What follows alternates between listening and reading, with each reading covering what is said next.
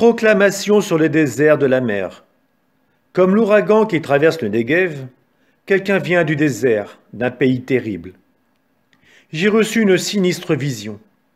Un ravageur qui ravage. Un dévastateur qui dévaste. Montez, Élamites. Médès, assiégé. Je supprime toute plainte. Voilà pourquoi mes reins se tordent de souffrance. Les douleurs me saisissent comme celles d'une femme qui accouche. Ce que j'entends me bouleverse, ce que je vois me terrifie. Mon courage flanche, je tremble de peur. Le crépuscule auquel j'aspire, Dieu le change en effroi. On dressait la table, on déroulait les tapis, on mangeait, on buvait. Soudain, debout les princes, préparez vos boucliers, car ainsi m'a appelé le Seigneur. Va, place un guetteur, ce qu'il voit, qu'il l'annonce. S'il voit un char attelé de 2 chevaux, un attelage d'âne ou de chameau, qu'il fasse attention, qu'il redouble d'attention. Et le veilleur a crié, « Au poste de guet, Seigneur, je me tiens tout le jour. À mon poste de garde, je reste debout toute la nuit.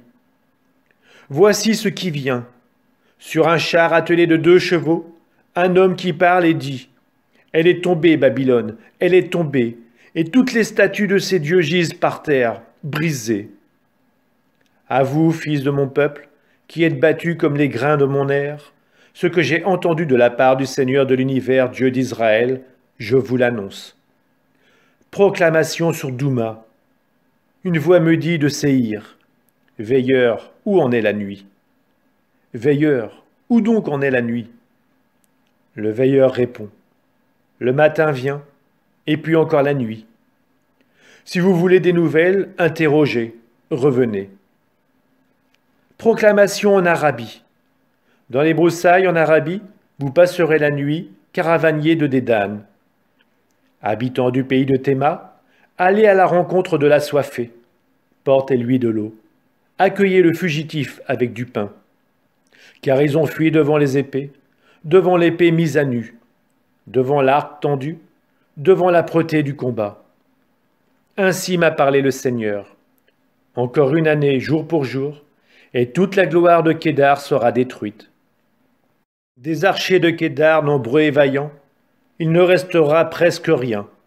Le Seigneur, le Dieu d'Israël, a parlé. Proclamation sur le val de la vision.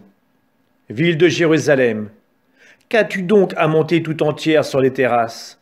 Ville en fête, pleine de cris, cité joyeuse. Tes morts ne sont pas morts par l'épée, ils n'ont pas été tués dans un combat. Tes chefs ont pris la fuite comme un seul homme, sans même avoir tiré de l'arc, ils sont faits prisonniers. Si loin qu'ils aient fui, on les a tous retrouvés, ils sont prisonniers ensemble. C'est pourquoi je dis, détournez de moi vos regards, je pleure amèrement. Ne cherchez pas à me consoler du désastre subi par la fille de mon peuple. Oui, c'est un jour d'affolement, d'effarement, d'effondrement, envoyé par le Seigneur Dieu de l'univers. Dans le val de la vision, on sape la muraille, des cris s'élèvent vers la montagne. Et l'âme lève le carquois, il amène des chars et des cavaliers. Kir brandit son bouclier. Les plus belles de tes vallées sont remplies de chars, les cavaliers sont rangés devant tes portes. Et Juda, lui, est privé de ses défenses. En regardant ce jour-là vers l'arsenal du palais royal, vous avez vu comme elles sont nombreuses, les brèches de la cité de David. Vous avez recueilli les eaux dans le réservoir inférieur. Vous avez recensé les maisons de Jérusalem, démoli des maisons pour renforcer le rempart. Vous avez creusé un bassin entre les 2 remparts pour les eaux de l'ancien réservoir. Mais vous n'avez pas regardé vers celui qui est à l'œuvre, celui qui façonne tout depuis longtemps. Vous ne l'avez pas vu. Ce jour-là, le Seigneur, Dieu de l'univers, appelait à pleurer, à se lamenter, à se raser la tête, à se vêtir de toile à sac. Et voilà qu'on se réjouit, on fait la fête. On tue le bœuf, on égorge le mouton. On mange de la viande, on boit du vin. Mangeons et buvons, car demain nous mourrons.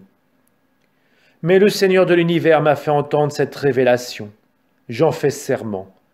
Cette faute ne vous sera jamais remise, jusque dans la mort. Il l'a dit, le Seigneur Dieu de l'univers. Ainsi parle le Seigneur Dieu de l'univers.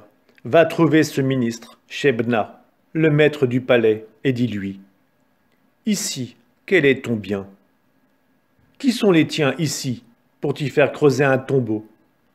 Toi qui te creuses un tombeau sur une hauteur, et te fais tailler une demeure dans le roc. Voici que le Seigneur va te rejeter. Il va te rejeter, grand homme, t'empaqueter comme un paquet, t'enrouler, t'envoyer rouler comme une boule vers un pays aux vastes étendues. C'est là-bas que tu vas mourir, là-bas dans tes chars prestigieux, toi, le déshonneur de la maison de ton maître. Je vais te chasser de ton poste, t'expulser de ta place. Et ce jour-là, j'appellerai mon serviteur Eliakim, fils d'Elchias.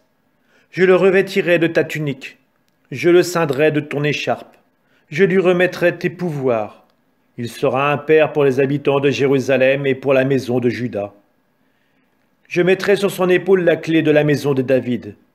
S'il ouvre, personne ne fermera. S'il ferme, personne n'ouvrira. Je le planterai comme une cheville dans un endroit solide. Il sera un trône de gloire pour la maison de son père. Le poids de la gloire de la maison de son père y sera suspendu. Les rameaux et les pousses, et même tous les petits récipients, depuis les coupes jusqu'aux vases de toutes sortes. Ce jour-là, oracle du Seigneur de l'univers, la cheville plantée dans un endroit solide lâchera, elle cédera, elle tombera, et la charge qui pesait sur elle sera détruite. Le Seigneur a parlé.